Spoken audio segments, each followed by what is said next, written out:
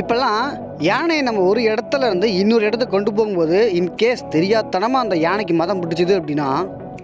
நினைச்சோட பார்க்க முடியல. ஒரு யானைக்கே அப்படின்னா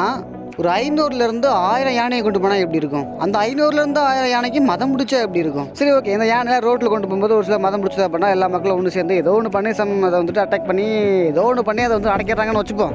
பட் இதே யானையை நம்ம ஒரு இடத்துலேருந்து இன்னொரு இடத்துக்கு கடல் வழியாக கொண்டு போகணும் அப்படின்னா அப்படி கொண்டு போகும்போது அந்த யானைக்கு மதம் பிடிச்சா நான் ஏன்டா சம்மந்தம் இல்லாமல் யானையை கடலில் கொண்டு போகணும் அப்படின்னு நீங்கள் கேட்டிங்கன்னா அதுக்கு ஒரே பதில், ஒரு நாட்டை அட்டாக் பண்ண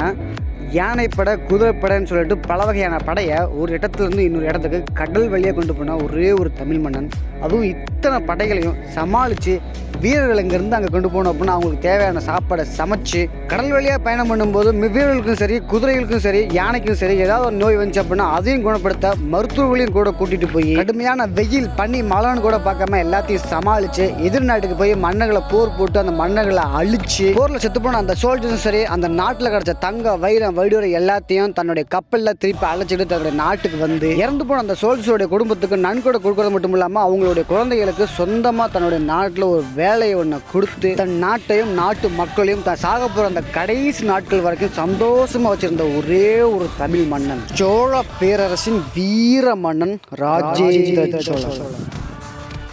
இன்ஃபேக்ட் இவருடைய இராணுவ முறையை ஃபாலோ பண்ணி தான் நம்மளுடைய இந்தியன் கவர்மெண்ட்டு போயிட்டுருக்கு.